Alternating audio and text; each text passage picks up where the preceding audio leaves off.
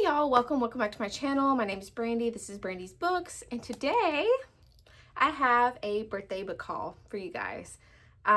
Is it almost a month after? Maybe, but I'm excited to show you guys some of the books that I bought. First off, I have A Forgery of Fate by Elizabeth Lim. I just love this book so much. So much. It's gorgeous. I did read Six Crimson Cranes by this author, which I adored. I still need to read, what was it? The Dragon's Promise. And then I DNF'd Unravel the Dusk, but I did read Spin the Dawn. But anyway, gorgeous book. I loved it. It's just stunning. It's just stunning. Got it. I have no clue what this is about, by the way. It says, Trurian Saigas didn't choose to become a con artist, but after her father is lost at sea, it's up to her to support her mother and two younger sisters. A gifted art forger, True has a unique ability to paint the future, but even such magic is not enough to put her family back together again or stave off the gangsters demanding payment in blood for her mother's gambling debts. Left with few options, True agrees to a marriage contract with a mysterious dragon lord. He offers a fresh start for her mother and sisters and elusive answers about her father's disappearance. But in exchange, she must join him in his desolate undersea palace and paint a future so treasonous it could upend both the mortal and immortal realms. Super cute. I don't know if this has a book 2 or not. The next one I have Blood for the Undying Throne. This is the second book. The first one is Blood of the Old Kings. I'm not sure if this is just a duology. Who is this? Oh, S. It's actually back there. But yeah, it's just so pretty. It's so cool. And it just says, nothing can stop the Empire's insatiable conquest. Not gods, not dragons, not armies, but heroes still rise. And then I'm very frustrated to show you guys. I bought books 2 and 3 of the Nomina series by Lindsay Ellis. Is this book 2 and 3? Yeah, the first one is red. Oh shoot. Axum's in. And then my dummy self, I thought I had the paperback, but I have the hardcover. So now that's a different size, and both these are paperback, and these are different sizes. It's whatever. We'll get it figured out. I don't remember anything about the series, honestly, but I bought books 2 and 3 just because I'm a dum-dum and I like to own all the books in a series before I read them. Because what if I really, really love it? And I hate waiting. I'm a very impatient person. I don't know if that's very Leo-esque of me or not, but I'm not a patient person. And then I got The Trident and the Pearl by Sarah K.L. Wilson. Oh my gosh, I love this. I love that. Oh, it's so pretty. Forced by the gods to be wed, forced by their secrets to be enemies. Oh, the queen's husband is murdered, and then she has to make a deal with the gods, and it says she has to, in that deal, she has to give up her titles and marry the first man to set foot on her pier. And then A Wounded Fisherman is the first one to step on the pier, and things ensue from there. I think I've only seen really one person talking about this book. I really hope it's a fantasy romance, but I think it's going to be a romantasy, if you know what I'm saying. Oh, it's gorgeous though. I'm a sucker for a pretty cover. And then I have Buffalo Hunter by Stephen Graham Jones. Kitty talked, like when her vlog, when she was talking about Buffalo Hunter, I wasn't normally really interested in this book. I do have some other Stephen Graham Jones books, but this one in particular, I wasn't really interested. And then I heard her talking about it, and she was just some of the things that she described and the story and stuff. And I was like, you know what? I think I'm going to give this a shot. So I bought it. It says this chilling historical novel is set in the nascent days of the state of Montana, following a Blackfeet Indian named Goodstab as he haunts the fields of the Blackfeet Nation looking for justice. And it's kind of like I guess a twist on vampires. All right, and then I have Bee Speaker by Adrian Cheskovsky. This is a Dogs of War book. I don't think this is book 1 because it's a Dogs of War and Bearhead. So I'm just not going to really read the inside. But I saw this and I was like, I do have the Dogs of War series on my want to read list. And I saw it and it's just super cute. I don't know if I'll enjoy it, but I'm going to give it a shot. And then I have Mostly Human Resources by Grace Vial. So it says, working in human resources was not what Alexis had in mind when she joined Entity, the private company that categorizes and manages the world's cryptids. But after her dad was killed on the job as a warden in the Appalachian Mountains, she was filled with noble ideas of carrying on his legacy from the safety of a desk. Alexis dreams of climbing the corporate ladder while managing the Appalachian Wardens and sparring with Nick, the frustrating and annoyingly attractive director of research and cataloging. When one of Alexis's new wardens goes missing after inquiring about a mysterious and highly dangerous monster, her chances of promotion disappear along with him. Determined to save her career and to shield the warden's family from the trauma she experienced after losing her father on the job, she marches off into the monster-infested wilderness to find him herself. Meanwhile, Nick, with ambitions of becoming the youngest Entity employee to discover a new monster, follows Alexis on her hunt. That motherfucker. But the work nemesis are about to discover why the Appalachian Mountains are the last place you want to find yourself after dark. Among mountains older than bones, the jackalopes and gulls are the least of their worries. I'm so excited. This sounds so good. I wonder if it's on audiobook. Oh, I wonder. I've been killing audiobooks lately. And then I have Please Don't Bring Your Great Sword Into My Office by Guy Lingham. I love this title. The title. I love the title so much. It says, prepare for a very hostile takeover. It's been 20 years since the world got weird. Realities merged, wars were fought, and now humans live alongside the horned, the mad, and the godly. Despite this, David's life is pretty dull. His desk job allows him a latte in the morning, a stream of stories from his minotaur of a work mom, and as much excitement as a deflated balloon. All that changes when his workplace becomes a live hostage situation, and he gets caught in the crossfire as an army of sword-wielding co-workers fight back. Trapped on the 20th floor of a London high-rise, hiding from the wrath of a fire-breathing god, a cryptic cult, and their corporate stooge, David is determined to make it safely home to bed. And valid. I'm super excited for read this. It does not have an audiobook. I think the audiobook would be so good. All right, and then I have Volatile Memory and Null Entity by Seth Haddon. This is a duology.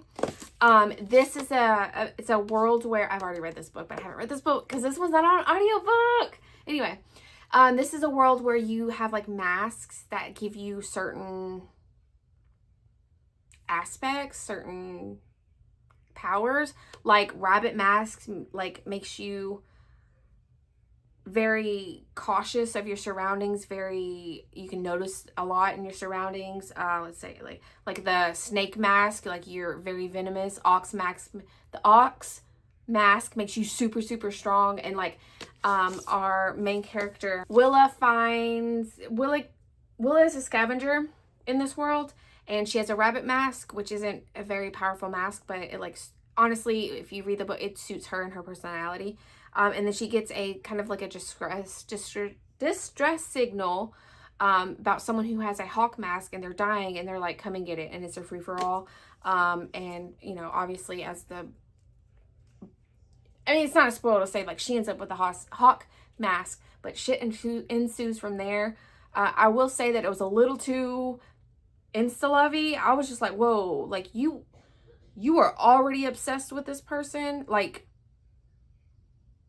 already, like 2 seconds already obsessed. But overall it was still a really good book. And I love, look at that, that's gorgeous. Again, I am a sucker for pretty covers. This was on our fantasy recommendation. I don't remember which prompt it's for. Yeah, but it's the House of the Rain King by Will Greatitch. On the banks of Lake Towhat lies the Rain House Monastery, ancient, sprawling, and corrupt. It's also the closest thing to a true home for the young novice Imwart. A bookish child from a family of hardworking fisherwomen, Imwart wants nothing more than to find a place for himself among the Rain King's worshippers. Then the Rain King arrives in person, and Imwart's world is thrown into chaos. Suddenly, the monastery becomes a death trap as a senile deity wanders the halls, trampling his devotees underfoot, and out beyond the walls, the floodwaters are rising. As Immort's sisters struggle to warn their people of the coming danger, Immort discovers a conspiracy among his fellow monks to erase the king's true history. With no one else to trust, Immort forges a fragile alliance with the mercenaries of Sparrow Company, who serve the Rain King while trying to mitigate his destruction. But the Sparrows have their own dark past to reckon with, and the secrets Immort reveals may turn one comrade's blade against another. It just sounds really good. And I believe this is a standalone, so we'll see. Next, I have another Adrian Tchaikovsky book, Service Model. Heads up, I did get this one at McKay's. The previous books came from, I want to say Books A Million.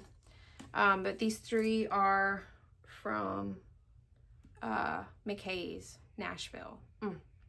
But I got this one because I was looking through and I was like, oh, an Adrian Tchaikovsky book. Let me see about it. And when I opened it, it says Murderbot meets Red Shirts. And a delightfully humorous, oh my God. Murderbot meets Red Shirts in a delightfully humorous tale of robotic murder from the Hugo Award winner. Humanity is a dying breed, utterly reliant on artificial labor and service. When a domesticated robot gets a nasty little idea downloaded into their core programming, they murder their owner. The robot discovers they can also do something else they never did before. They can run away. Fleeing the household, they enter a wider world they never knew existed, where the age-old hierarchy of humans at the top is disintegrating into ruins, and an entire robot ecosystem devoted to human well-being is having to find a new purpose. And shit goes from there. I believe this is a standalone. And I have not been able to find the audiobook for this, unfortunately. So, I don't know. Like I said, I've been like really into audiobooks lately, but very excited to have this. And then I have August Kitco and the Mechas from Space by Alex White. I just love this cover. It's so pretty. It says the robots are coming to kill us and there's nothing we can do about it. But wait, jazz pianist Gus Kitco expects to spend his final moments on Earth playing piano at the greatest goodbye party of all time. It may be kissing rock star Ardent Violet before the last of humanity gets wiped out forever. But when the giant robotic vanguards finally arrive, the unthinkable happens. Instead of killing Gus, one decides to save him. Suddenly, Gus's swan song becomes humanity's encore, as he is chosen to join a small group of traitorous mechas and their pilots dedicated to saving us all. And Gus isn't going down without a fight in F major. Sounds super cool. Why not? And then I have book 4 of the Sun Eater. Is it the Chronicles? Sun Eater Chronicles? I don't know. I have book 1, Empire of Silence. But I saw this again at McKay's. I was like, why not? This is the 4th book. I'm not really going to read the back because I haven't even read the first book. All right. And then I have book 5 of... Oh, shit. What is this called? Oh, Spellslinger by Sebastian de Castell. His... Oh, my gosh. Oh, my gosh. What's the name? What's the name of the title? Or the series. Oh my gosh. The Greatcoats, one of my favorite series of all time. It's beautiful, wonderful, amazing. So I'm really hoping that Spellslinger series does something for me that those books did. But again, this is book 5. I have book 1 up there. I found it was like $6, so I just grabbed it. Oh, there is... Oh gosh. Okay, there is no anti-memetics division by Quantum. Y'all, I cannot wait to read more books by this author. This was a ride. This was a ride. I listened to it on audio. It creeped me the fuck out because like I tend to work alone at night, and so this creeped me the heck out. I don't know how to describe it to you, and it's like it's horror. Oh my gosh. They're all around us, hiding in plain sight. One could be in the room with you, just to your left. You could be seeing it right now, but from this second to the next, you'll forget that you did. If you managed to jot down a note, the paper would look blank to you afterward. These entities can feed on your most cherished memories, the things that make you, you. And you'll never even know why. You'll never even know anything changed. They can turn you into a living ghost, make it so you're standing next to your spouse, screaming in their ear, and they won't know you're there. They're predators equipped with the ultimate camouflage, living black holes for information, able to consume our very memories of their existence. And they aren't just feeding on us, they're invading. But how do you fight an enemy when you can never even know that you're at war? How do you contain something you can't record or remember? Welcome to the Anti-Memetics Division. No, this is not your first day. It's so good. Oh, no, Brandy, no. I highly recommend this audiobook. Stunning, beautiful, amazing. I cannot wait. It creeped me the freaking heck out. So good. Next, I have Three Shattered Souls by Mai Corland. This is book 3 of the Broken Blades. I have books 1 and 2, but it was on sale at B&N. Look, so pretty. Like, oh my gosh, I just noticed this. Nice. Okay, Brandy, score 1 for Brandy if I like it. Deshauna did let me know this was a little bit more romancy versus fantasy. I mean, it's fantasy, but it's a little bit more romancy, but I'm okay with that. Ugh, I'm so excited. It's like I got like a little extra gift because I opened it like this and I was like, I want this. Also, I think it was like $9. So, but this is, gorgeous. Anyway, I don't really know what the series is about, but now I have all 3 books. And then I have If We Cannot Go at the Speed of Light by Kim Choyup. I did read this on the way back from Virginia. It was okay. It's like there's a bunch of stories in here. But it says, across these 7 stories, Kim travels galaxies and explores the furthest reaches of the human mind. Here, the paintings of an enigmatic artist reveal long-forgotten messages from beyond. An elderly woman recounts her life story as she waits for a spaceship that may never arrive. Another woman leaves her genetically perfect society to discover the truth about her world, and much more. Transversing the bounds of imagination with an ethereal incisiveness, Kim dismantles the borders between real and surreal, material and abstract, earthly and otherworldly. With unforgettable inventiveness and pathos, If We Cannot Go at the Speed of Light heralds the arrival of an essential voice in contemporary fiction. I enjoyed it. I'll probably never read this again, but it was good for what it was. And then I have The Judas Blossom by Stephen Arion.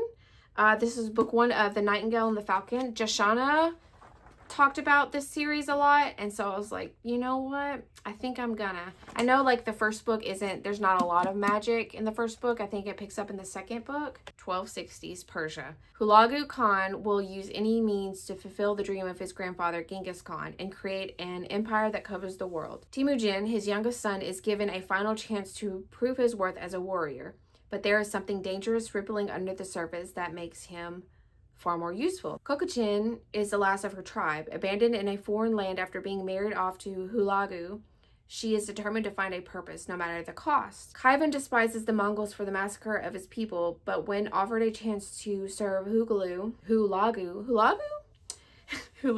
I'm probably going to call him Hulu, honestly.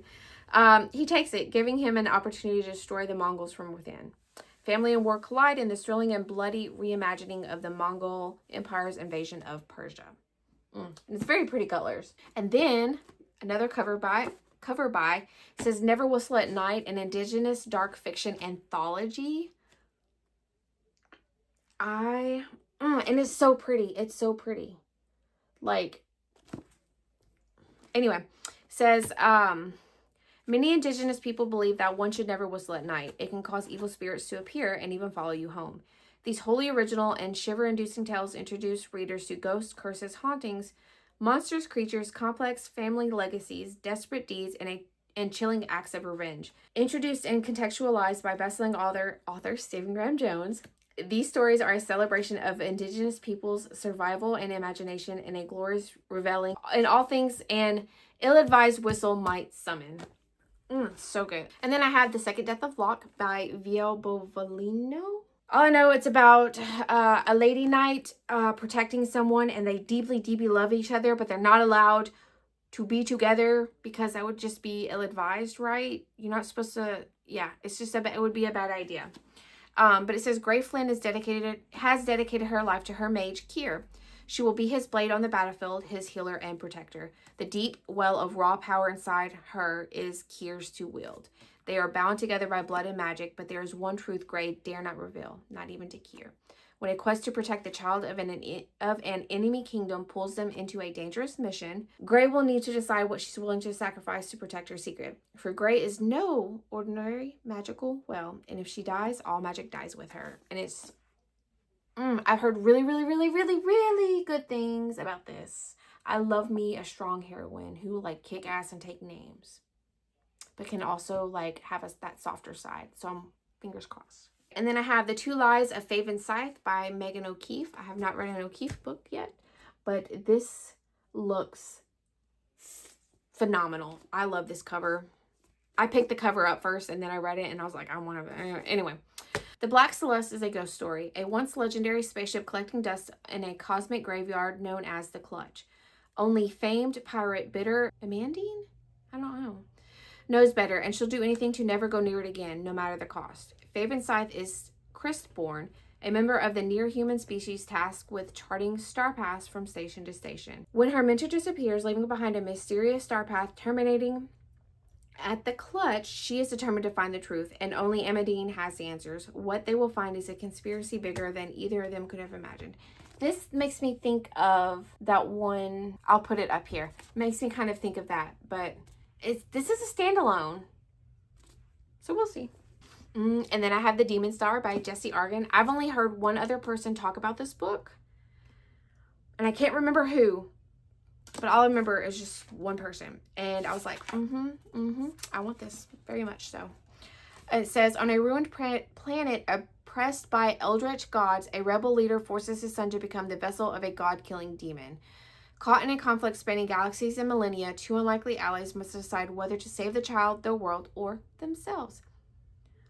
The otherworldly religious conflict of Dune, the cosmic strangeness of Gideon the Ninth, and the heart-pounding action of Red Rising converge in this horror-tinged epic science fantasy debut.